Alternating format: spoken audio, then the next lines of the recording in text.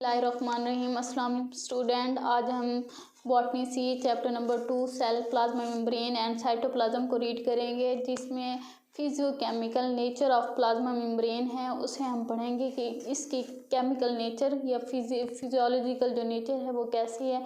अगर हम plasma membrane की बात करें तो ये सराउंड द सेल्स होते हैं, मतलब सेल जो होता है आउटर कवरिंग जो होती है उसे हम प्लाज्मा मेम्ब्रेन कहते हैं। अगर हम केमिकली बात करें तो ये किन किन पर मुश्तमिल होती है, तो इसमें प्रोटीन्स, फास्फोलिपिड, कोलेस्ट्रॉल और कार्बोहाइड्रेट जो होते हैं मेन सब्सटेंट जो होते हैं ये होते हैं। अगर हम प्रोटीन्स की बात करें तो 60 to 80% जो स्ट्रक्चर होती है वो प्लाज्मा मेम्ब्रेन की वो प्रोटीन से मिलकर बनी होती है। और फास्फोलिपिड जो होता है 20 to 40%, मतलब 20 to 40% फास्फोलिपिड आते हैं।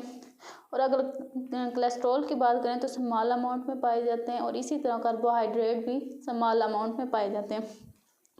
और अगर हम इनके मेम्ब्रेन के ऊपर, सेल मेम्ब्रेन के ऊपर जितने भी रिसर्चेज हुई हैं उनको हम डिस्कस करें तो ओल्ड कंसेप्ट में जाएं तो सबसे पहले चार्ल्स ओवर्टन ने इसको डिस्कस किया, जिसमें उसने फाउंड किया कि वो सब्सटेंट जो लिपिड में से गुजर सकते हैं, इंटर हो सकते हैं, वो रैपिडली मूव सेल के अंदर या सेल मेम्ब्रेन में से गुजर जाते हैं प्लाज्मा मेम्ब्रेन में से, बनिस्बत उन सेल के जो कि लिपिड में इंसॉल्युबल होते हैं, उनमें सॉल्युबल नहीं हो सकते, तो वो इनमें से नहीं गुजर सकते। इसलिए उसने ये कंक्लूड किया कि प्लाज्मा मेम्ब्रेन जो है वो फास्फोलिपिड पर मुश्तमिल होती है।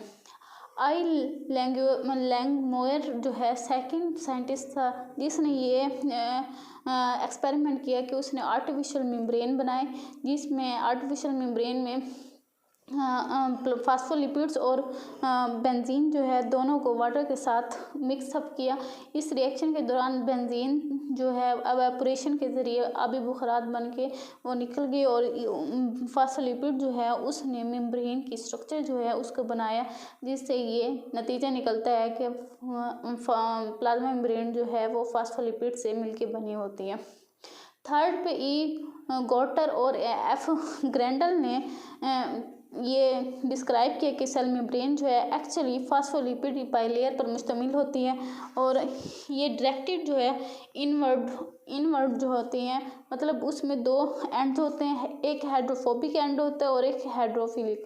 जो हाइड्रोफोबिक फास्फोलिपिड एंड जो होता है वो डायरेक्टली इनवर्ड होता है, और जो हाइड्रोफिलिक होता है वो डायरेक्टेड आउटवर्ड, मतलब हाइड्रोफिलिक जो एंड है वो बाहर की तरफ होता है, जो हाइड्रोफोबिक है वो अंदर की तरफ होता है। और इस तरह उन्होंने ट्राई किया कि प्लाज्मा मेम्ब्रेन किन किन चीज़ों से मिल के बनी हुई है, उनका एग्जैक्ट कंटेंट जो है उनको डिस्कवर करने की कोशिश की, मगर वो इसमें नाकाम हुए। और थर्ड एंड फोर्थ जो है sandwich model of Davson and Danielli जो है, जिसे हम सैंडविच मॉडल भी कहते हैं, ये फेमस हुआ जो कि 1935 में डिस्कवर हुआ ये मॉडल।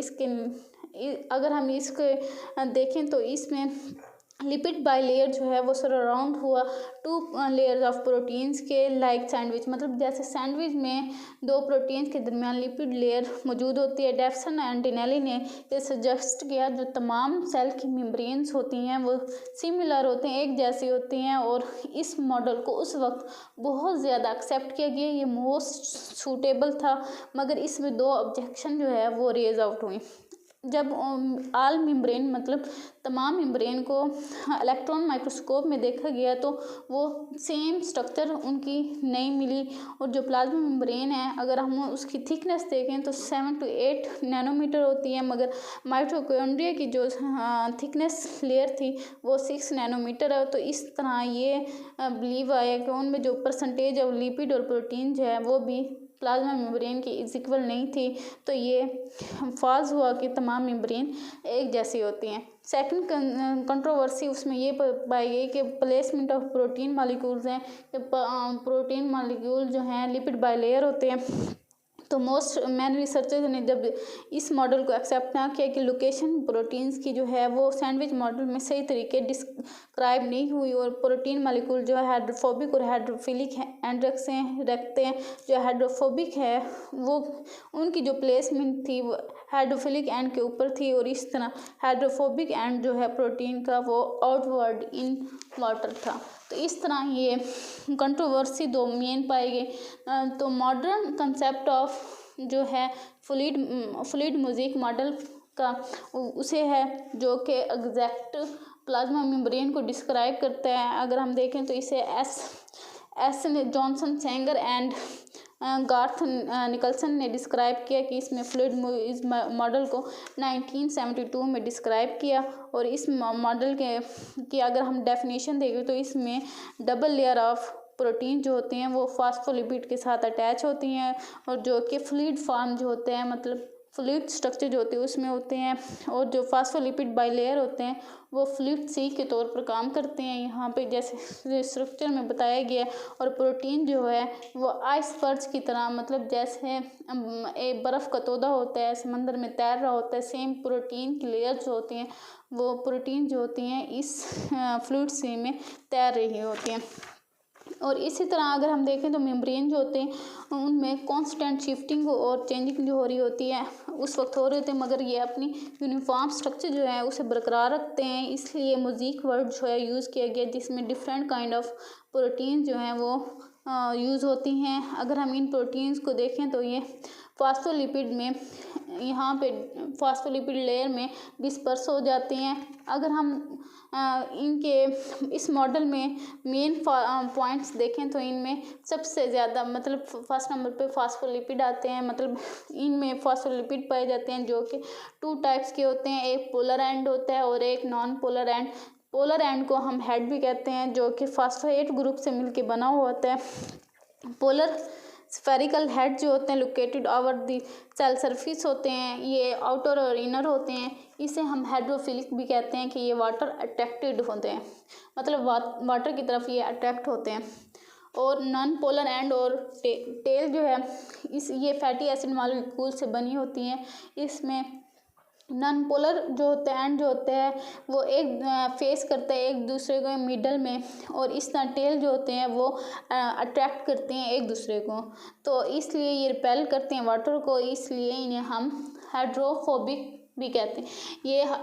ये पोलर एंड है जिसे हम हेड भी कहते हैं, और ये नॉन पोलर एंड जिसे हम टेल कहते हैं। और इसी तरह सेम यहाँ पे अगर दूसरी स्ट्रक्चर आ जाए तो टेल जो है वो एक दूसरे के साथ अट्रैक्ट करते हैं और वाटर को रिपेल करते हैं, और इसलिए ये इन्हें हम वाटर रिपेलिंग भी कहते हैं। सेकंड नंबर पे कोलेस्ट्रॉल है। कोलेस्ट्रॉल जो होते हैं प्लाज्मा मेम्ब्रेन में प्रेजेंट होते हैं। अगर हम देखें तो ये कोलेस्ट्रॉल मॉलिक्यूल जो होते हैं ये मेम्ब्रेन के जो एंटीरियर पार्ट होते हैं उसमें धंसे हुए होते हैं, और ये वाटर सोल्यूबल सब्सटेंस को लेस परमेएबल बनाते हैं, मतलब कम गुजरने देते हैं। और इसी तरह ये मेम्ब्रेन को रिजिड स्ट्रक्चर प्रोवाइड करते हैं, और रिजिड स्ट्रक्चर प्रोवाइड करने की वजह से ये मेम्ब्रेन को स्टेबलाइज करते हैं, मतलब मेम्ब्रेन स्टेबलाइज हो जाती है। थर्ड नंबर पे प्रोटीन्स है। प्रोटीन जो होते हैं ये सबसे ज़्यादा प्रोटीन्स पाई जाती हैं मेम्ब्रेन में, और ये इंडिविजुअल मॉलिक्यूल्स के तौर पे भी पाए जाते हैं। अगर हम देखें प्रोटीन जो है 2 टाइप्स ऑफ पेरिफेरल प्रोटीन्स और इंट्रिंसिक प्रोटीन जो हैं वो पाए जाते हैं। पेरिफेरल प्रोटीन जो होती हैं वो इनर और आउटर मेम्ब्रेन सरफेस जो है उसके साथ अटैच होती हैं, जबकि इंट्रिंसिक मेम्ब्रेन जो होती हैं वो लिपिड बाइलेयर होती हैं। और अगर हम फंक्शन देखें कि इंट्रिंसिक प्रोटीन्स के कौन कौन से फंक्शन हैं तो ये शुगर प्रोटीन मार्कर जो होते हैं सेल सरफेस पर मौजूद होते हैं उनके साथ लिंक करते हैं। सेकंड जो है ये आयंस और मॉलिक्यूल्स को मेम्ब्रेन के मतलब आयंस और मॉलिक्यूल जो होते हैं उनको सेल मेम्ब्रेन में से गुजरने में मदद देते हैं, उनको हेल्प करते हैं और मूवमेंट में यूज़ होते हैं। थर्ड पे ये सेल मेम्ब्रेन के साथ इनर साइटोस्केलेटन के साथ अटैच होते हैं, और ये आउटसाइड द सेल भी अटैच होते हैं मेम्ब्रेन के साथ। फोर्थ नंबर पे कार्बोहाइड्रेट है। कार्बोहाइड्रेट